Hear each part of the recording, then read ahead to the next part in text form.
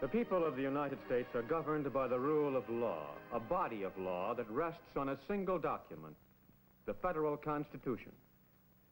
This, the Constitution of the United States, stands as the fundamental law of the land, law that defines both the form and the power of the national government, law that was created by a stroke of political genius in one of America's darkest hours.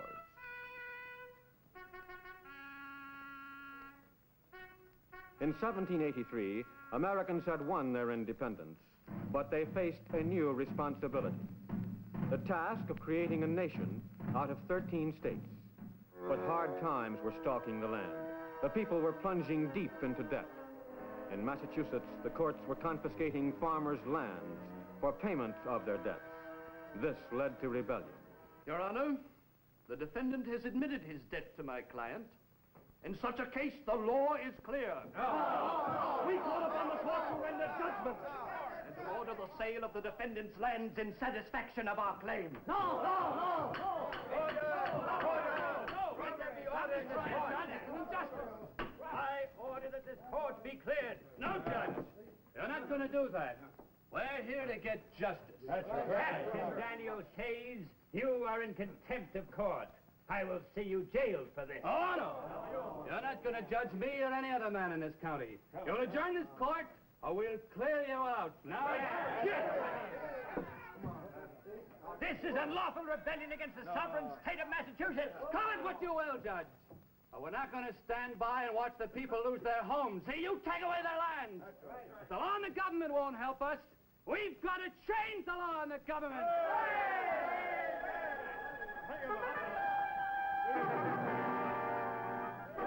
The rising of farmers in western Massachusetts came to be called Shays' Rebellion. It shocked the country, but it was not an isolated incident. It reflected the deep distress of farmers and frontiersmen throughout the land. In the towns and cities, men spoke with alarm of anarchy and complained of their own grievances.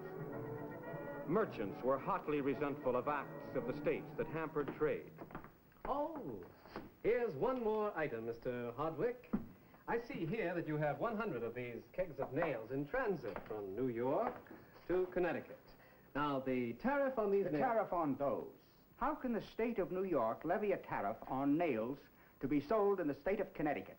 I'll have to pay Connecticut the tariff besides. Aye, sir, but these nails were discharged as cargo in New York. The law says you'll pay. Look here, my friend. Do you know what your government and the other state governments are doing to the people of this country? You're wrecking our trade and ruining our industry. And not only with these tariffs either. Look here. Look at all this money. And every bit of it worthless. Continental money. Ha! Not worth a continental, I suppose. No, indeed they aren't, sir. And if these evils burden us much longer, my trade won't be worth a continental either. Well, be that as it may, sir, perhaps... Tariffs and worthless paper money were only two of the evils plaguing the nation. 3,000 miles away in London, an American representative was facing another evil. Next question, Lord Sheffield. I have the note of my government respecting regulations of your government excluding American shipping from certain British ports. Ah, yes, Mr. Adams. My government has studied the note with great attention. Our great attention, I assure you. But we do not choose to reply at this time. Permit me to say again, Your Excellency, that these regulations have virtually closed British markets to American produce and shipping. This has brought great hardship on our people. Mr. Adams, when your government, as you call it, shows it is capable of honoring the terms of the Treaty of Paris, then we shall be disposed to discuss this matter. Your Excellency, let me assure you again that my government, the Congress, is doing all it can to persuade the states to observe the terms of the treaty. But not 1 shilling has been paid to British citizens to compensate their loss of property in the war. Mr. Adams, I have to tell you that my government finds it quite impossible to deal with an animal that has 13 fists and no head. Back home in Philadelphia, the feeble Congress of the Confederation delayed and squabbled. Under the Articles of Confederation, there was no executive. Congress was a loose assembly of representatives of independent sovereign states. Congress had little power beyond making war and conducting foreign affairs. It had no power to raise money except through grants from the states. This made the Congress wholly dependent on the goodwill of state governments. In the face of quarrels at home and threats abroad, congressmen were unable to act. Military force, sir. Shays and his outlaws should be put down by military force. I fancied the authorities of Massachusetts have seen to that. But the state may not be able to put down the outlaws alone. Oh, very possibly. But you won't see the states giving Congress the means to do it. No. The states keep their money at home. So many states have refused to order our requisition lately that this government can scarcely pay its bills. And the states are right. A standing army is a threat to liberty. How easy for ambitious men to turn it against the states and the people. Oh, sir, you fear strong government too much. If the ills of these days are not soon remedied, we'll have no government. While some men feared strong government, others were alarmed as the states became embroiled in quarrels over lands, boundaries, and commerce. A dispute broke out between Maryland and Virginia over navigation on the Potomac River. This led to the calling of a convention to meet at Annapolis in September 1786. To this meeting, other states were invited. Shays' rebellion was still at its height, and some far-seeing leaders saw in the meeting an opportunity to take action. Before the convention assembled, they gathered at Mount Vernon to plan a bold undertaking. General Washington, another such outbreak as this Massachusetts affair, and we shall have anarchy. I foresee trouble in other places also. Yes, Colonel Hamilton.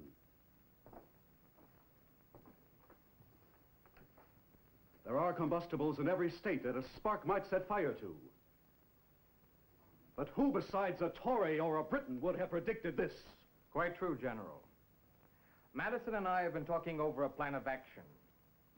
We feel that no halfway measures will do. No, General. No use to talk of amending the Articles of Confederation. What is your plan? About this meeting at Annapolis, General.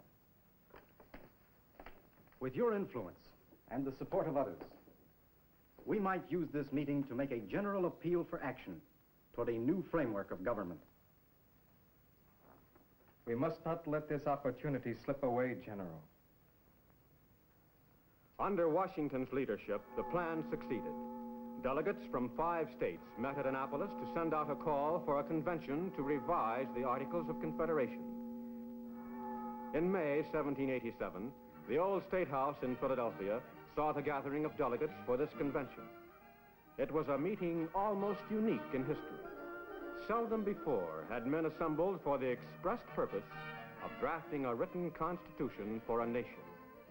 But these men held, in common with other Americans, that the powers of government should be bound by written law. When the meeting began, the delegates faced one question. Had they come to amend the Articles of Confederation or to fashion a new framework of government?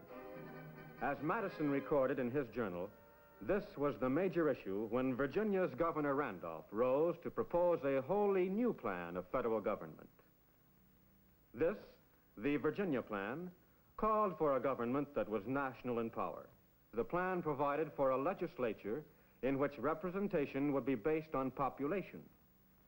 This touched off the bitterest debate, how the members of the federal legislature were to be chosen. Speaking out for popular election and a strong government was Pennsylvania's James Wilson. I must insist upon drawing the most numerous branch of the legislature immediately from the people.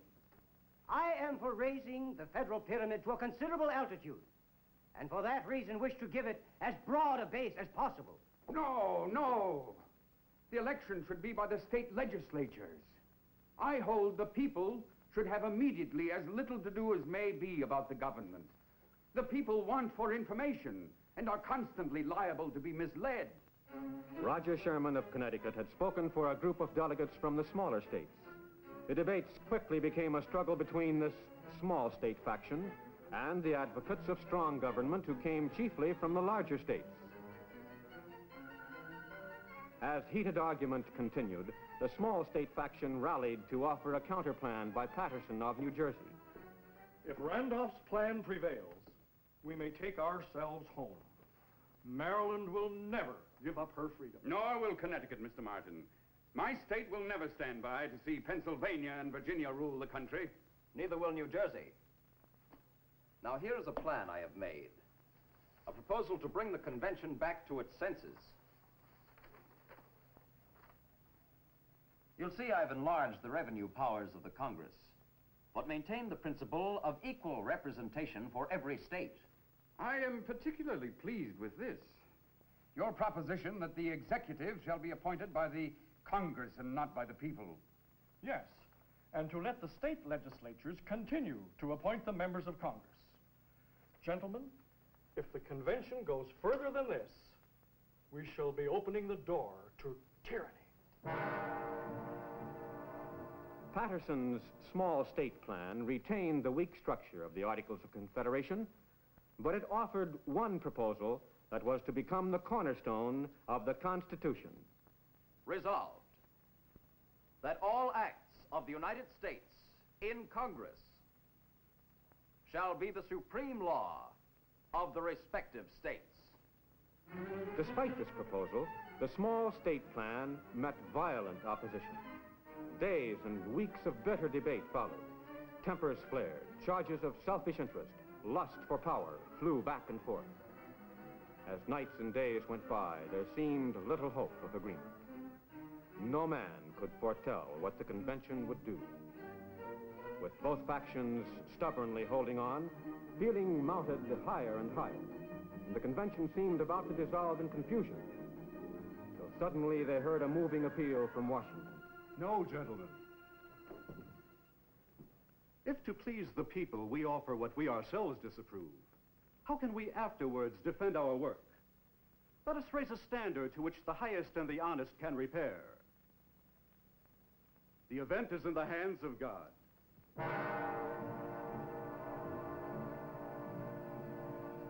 As the deadlock dragged on through the long nights and long days of argument, the conflict turned into deeper bitterness. Some came to feel they faced an irreconcilable dilemma. James Madison declared, Gentlemen, I fear that the two extremes before us are a perfect separation into independent states or a perfect incorporation of 13 states into one nation. Then a committee, appointed to review the issue, had a brilliant flash of ingenuity. It reached what came to be called the Great Compromise on the question of representation. It appears to me, gentlemen, that the states may be regarded in two different aspects. In the first, as districts of people composing one political society.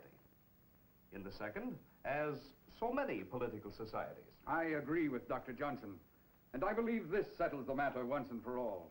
Both the people and the states can have representation in Congress. Will you please read your statement again so the committee will have the proposal clearly before it?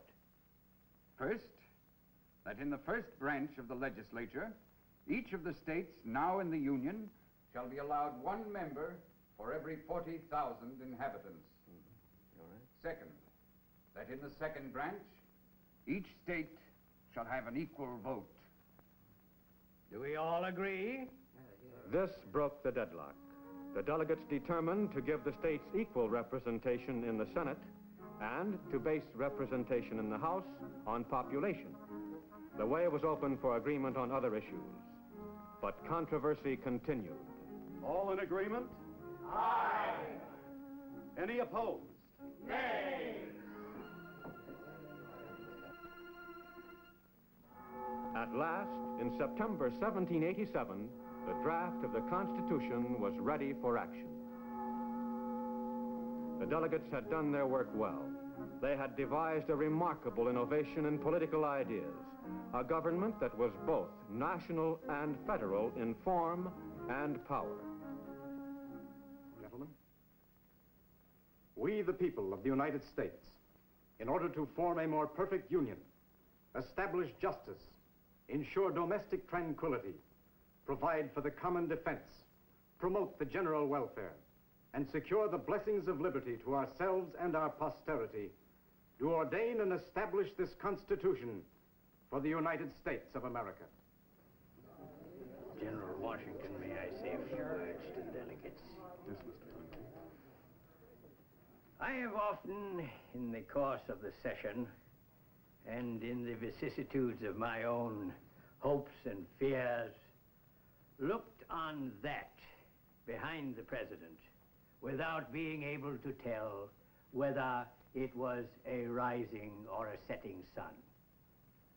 But now, at length, it is my happiness to know that it is a rising sun and not a setting sun.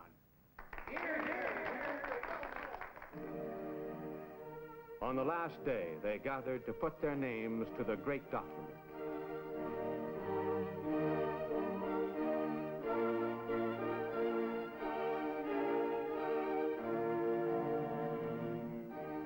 But the struggle was just beginning.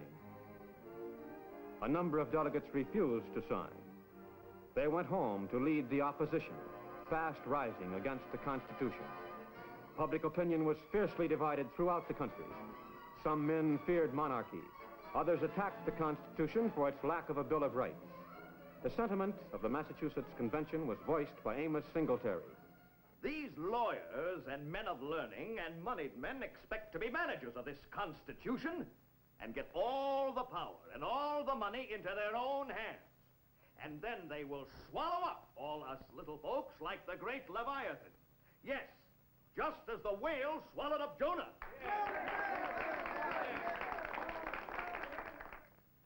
To meet this attack, the Friends of the Constitution offered a compromise. They proposed that the convention ratify the Constitution on condition that a Bill of Rights be added as soon as the new government was formed. This overcame the opposition in Massachusetts.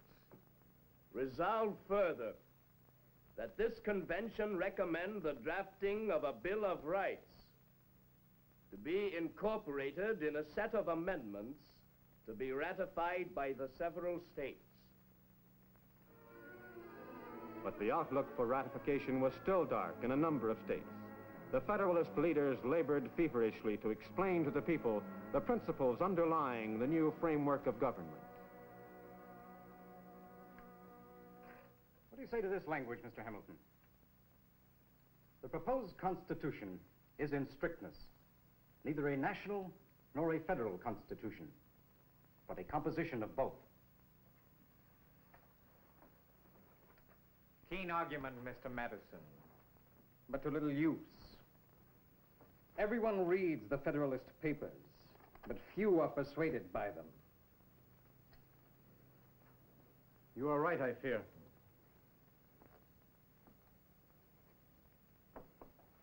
Certainly, Governor Clinton and his faction are going to make things hot for you in New York. Clinton is a dangerous demagogue, but we will defeat him, even if we have to threaten to withdraw the city of New York from the rest of the states. I regret that we have no such weapon as that in Virginia. Yes. Virginia is in danger, too, with both Mason and old Patrick Henry thundering against us.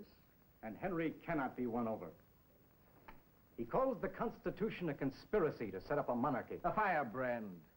How will you answer him? As I see it, there is but one workable answer, and that's the one reached in Massachusetts. The Federalists in every state must agree to a Bill of Rights. I suppose it is the answer. But it will not win over such men as Clinton and Henry. No. But it offers us our last best chance to save the Constitution. Madison's strategy of compromise succeeded. As the state conventions gathered, the opposition was powerful, and the debates were long and bitter. But slowly, by a narrow margin, the Constitution won the day. One by one, the states ratified the document and took their places in the new nation. North Carolina voted no, then joined reluctantly. Rhode Island did not ratify until after the new government was formed. But at last, they stood together. 13 states bound into a firm union, a union founded on the rule of written law, the Constitution of the United States, that down through the years of amendment and interpretation has proved a firm foundation for the growth of government